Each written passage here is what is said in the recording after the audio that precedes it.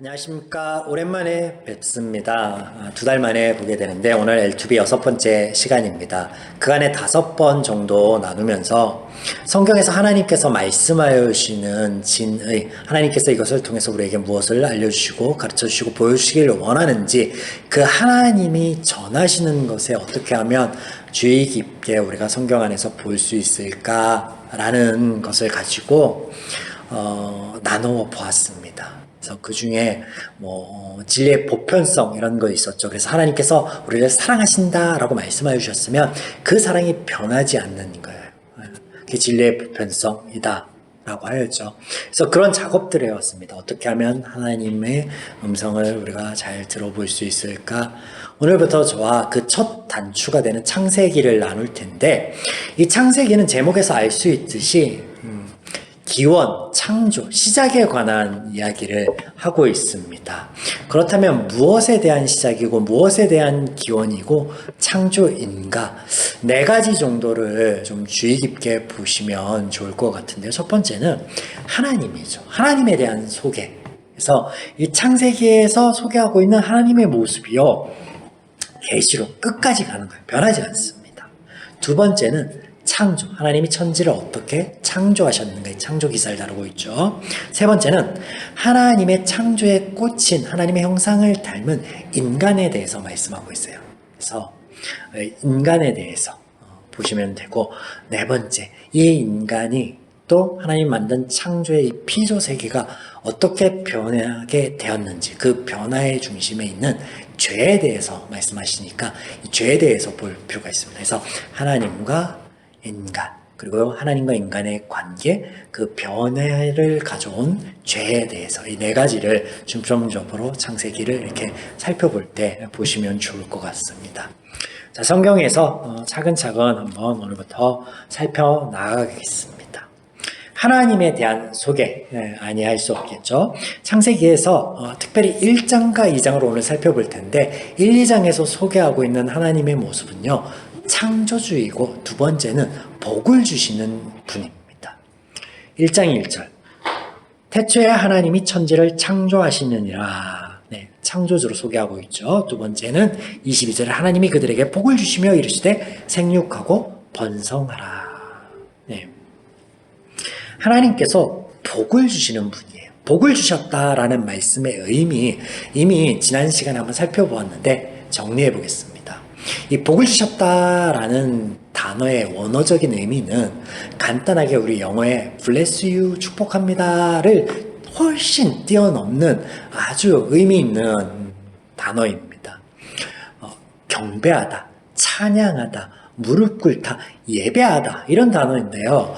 피조물이 창조주인 어떤 신적인 존재를 향해서 하는 모든 행위들이 이것에 해당되죠. 그래서 하나님께서 우리를 경배하였다, 우리를 예배하였다, 이게 어떤 의미냐? 하나님께서 피조물에 불과한 인간을, 우리를 하나님의 사랑의 대상으로, 인격적인 존재, 동등한 존재로 여겨주셨고, 그 격을 승격시켜 주셨다. 그만큼 우리를 어떻게 사랑하시고 아끼신다라는 것을 의미한다. 정리해보며 하나님에 대한 소개 넘어가겠습니다. 다음으로는 인간에 대한 소개가 등장하죠. 27절에 보면 하나님이 자기의 형상 곧 하나님의 형상대로 사람을 창조하시되 남자와 여자를 창조하시고, 하나님의 형상대로 만들었다라고 합니다. 인간을. 그러면 도대체 하나님의 형상이 뭔가요? 한번 고민해 보셨나요? 하나님의 형상이 뭐지? 1장에 등장하는 이 하나님의 형상은 도대체 뭐야? 팔이 2개고 손이 2개고 발이 2개고 뭐 이런 걸 의미하는 것 같지는 않고요.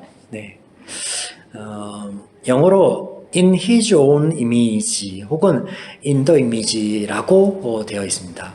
그것은 하나님의 이미지를 담았다라는 거예요. 인간이.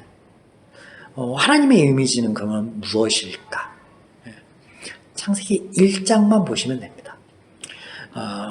하나님의 이미지, 창세기 1장에서 보여준 하나님의 이미지는 스스로 결정하고 행하시는 분입니다. 자유의지라고 할 수 있는데요. 천지를 창조하자 우리의 형상대로 사람을 짓자 그것을 다스리고 지키게 하자 경작하게 하자 뜻을 정하고 그 뜻을 정한 대로 선택하고 행하는 데 있습니다. 하나님의 이미지가 그렇게 보여주고 있죠. 그래서 인간은 자유의지를 가지고 있는 존재로 창조되었습니다. 그래서 에덴에서부터 벌써 인간은 선택의 자유 안에 놓여 있는데 두 가지가 등장합니다. 첫 번째는 하나님과의 관계 안에서 어떤 선택을 할 것인가, 두 번째는 하나님께서 베풀어 주신 피조세계, 이 창조세계 안에 즉 삶 속에서 어떤 선택을 이어갈 것인가를 보여주고 있습니다. 1장에 그런 것들을 보여주고 있는데 먼저 살펴볼 것은 삶에 대해서 한번 좀 살펴보겠습니다. 삶에 대해서. 삶에서 어떤 선택을 하지? 첫 시간에 말씀드렸듯이 아담과 첫 사람들이 에덴에서요 경작이라는 걸 하였습니다. 무엇이에요? 하나님께서 허락하신 창조세계 보시기에 좋은 복 주신 그곳에서 삶을 영위해 나아가는 방법이 인간에게 있다는 거. 오롯이 인간에게 그 축복이 주어졌고 그래서 그들이 열심히 경작하면 풍성한 소출로 인하여 삶이 행복해지고 여유로워질 거지만 그렇지 않다면 반대로 궁핍하여질 것이다. 이 선택이 이런 선택 안에 놓여져 있습니다. 그래서 하나님께서 창조 외에 다른 것들을 주신 것이 없어요. 하나님이 창조하시고 안식하신 후에는요 그걸로 끝이었어요. 그 이상 어떤 일도 등장하지 않습니다. 아담과 하와만 등장해요. 에덴 동산에서 어떻게 할 것인가, 그들의 선택과 자유, 그 자유의지 안에 선택만이 등장하지 않는다는 거.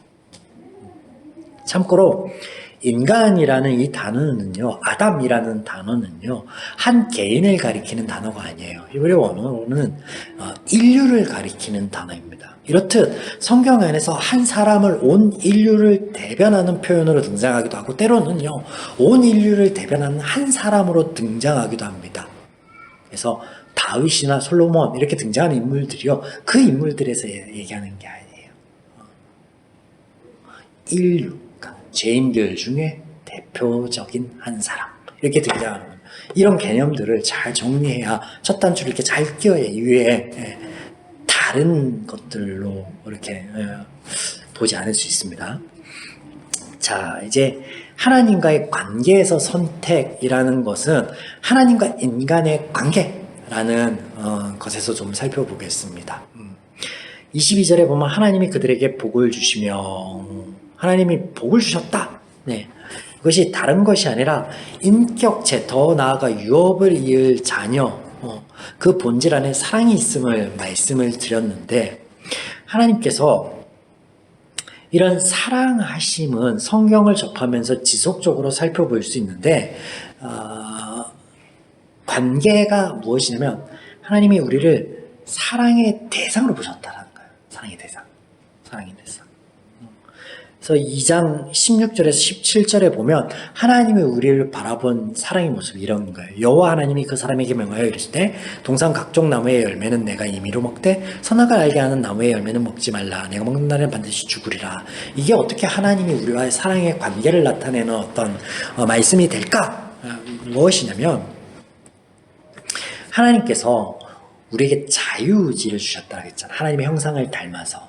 그래서 하나님이 우리를 사랑하신다라고 할 때 하나님의 사랑은요, 그 사랑을 강요하는 게 아니에요. 우리에게 선택이란 걸 주셔서 하나님의 말씀을 지키고 하나님의 말씀을 따르는 것으로 너희가 나의 사랑을 받아들이고 나를 사랑하는구나 라고 여겨주시는 거예요. 그러면서 그 관계가 이어지고 유지된다라는 거예요. 그런데 인간의 선택은 무엇이었죠? 인간의 선택. 다음 주에 살펴볼 죄인데 하나님 말씀을 따르지 않는 거였죠. 그래서 발생한 첫 번째는 뭐냐면 관계 틀어짐이 발생합니다. 3장 10절로 12절에 보면 이르시되 내가 동산에서 하나님의 소리를 듣고 내가 벗었으므로 두려워하였으만나이다. 하나님을 사랑의 대상이 아니라 두려움의 대상, 경외의 대상으로 변질되었습니다. 뿐만 아닙니다. 아담이 이르되 하나님이 주셔서 나와 함께 있게 하신 그 여자가 나에게 열매를 주었으므로 내가 먹었나이다. 처음에 아담이 하와를 볼 때에는요, 너무나 사랑스러워, 내 뼈 중에 뼈, 살 중에 살이로다 라고 사랑하고 존경하고 아끼고 그런 마음이었는데 핑계의 대상으로 전락했다. 그러니까 관계의 틀어짐이요, 사람과 사람 사이의 관계의 틀어짐과 더불어서 하나님과 인간관계의 틀어짐이 시작되었다라는 죄로 인하여. 두 번째는 삶의 가치관이 변화되었어요. 삶의 가치관. 아까 무엇이라고 했죠? 삶이 하나님이 주시는 축복이고 그 삶 안에서 자유의지를 가지고 선택적인 선택을 하면서 나아가는데 가치관이 변해서 옳은 선택, 좋은 선택, 선한 선택을 못하게 되어버렸습니다. 그래서 등장하는 게 3장 17절. 아담에게 이르시되 내가 내 아내의 말을 듣고 내가 내게 먹지 말라 한 나무 열매를 먹었은즉 땅은 너로 말미암아 저주를 받고 너는 평생에 수고하여야 그 소산을 먹으리라. 똑같이 경작을 합니다. 똑같이 밭을 가꾸어요. 그런데 하나님의 수식어가 더 붙었습니다. 이것은 하나님의 저주가 아니라 죄의 선택의 결과인데 무엇이 붙었어요? 내 평생에 수고하여야. 평생 경작해야 됩니다. 우리 삶에서 하나님 주신 은혜를, 복을 누려 나아가기 위해서는 해야 될 일들이 있어요. 우리의 선택들이, 수많은 선택과 우리의 해야 될 일들이 있는데 그건 평생 하나님이 주신 이 창조 세계 안에서 살아갈 때는 평생 있어야 되는데 그게 하기 싫은 거예요. 이제 너무나 수고롭고 그게 복이 아닌 게 되어버렸어요. 그래서 삶을 영위해 나아가는 하나님의 축복이 변질되어서 아무것도 하지 않는 것이 복이 되었어요. 철학에서 얘기하는 그것이 유토피아가 되고 에덴이 되어버렸어요. 변질이죠. 삶의 가치관의 변질입니다. 네. 그래서 오늘 하나님과 인간의 시작이 어떠했는지, 그리고 그 모습이 어떠하고 관계가 어떠했고, 그리고 하나님이 주신 피조세계, 창조세계 안에서의 그 인간의 삶이 무엇이었는지를 좀 1, 2장을 통해서 집중적으로 좀 살펴봤는데 3장 이후로 등장하는 이제 죄, 그리고 바뀌어진 삶의 모습들을 또 관계들을 조금 더 구체적으로 살펴볼 텐데 구약에서 계속 이런 모습들이 반복해서 등장합니다. 네. 하나님의 말씀을 자유와 평안을 가져다주는 말씀임을 여러분 기억하시기 바랍니다. 세상과 다른 가치관과 기준을 제시합니다. 우리가 그런데 이것을 하나님의 눈으로, 하나님의 마음으로, 가치관으로 바라보야 발견되어집니다. 오늘 주일 말씀 나눌 때 우리가 요한일서 4장 18절의 말씀을 나누었었죠. 하나님과 우리의 올바른 관계 안에 있다면 그 사랑 안에서 우리 안에 두려움과 형벌, 심판이라는 형벌이 없어진다라고 말씀드려요. 그런데 우리가 그렇지 않고 하나님을 심판자로, 때로는 하나님이 우리에게 상과 복을 주시는 분으로 알고 있다면 창세기 오늘 나누었던 하나님의 모습, 모든 선한 것들을 주시기를 원하시고 우리를 그렇게까지 사랑하셨던 모습하고 다름을 발견하게 됐어요. 그러면 그렇게 볼 것이 아니다라는 결론에 이르고 우리는 다른 하나님의 모습, 다른 은혜로운 하나님의 모습을 앞으로 발견하며 나눌 수 있게 될 것입니다. 성경에서 하나님께서 말씀하여 주시는 것을 경청하자.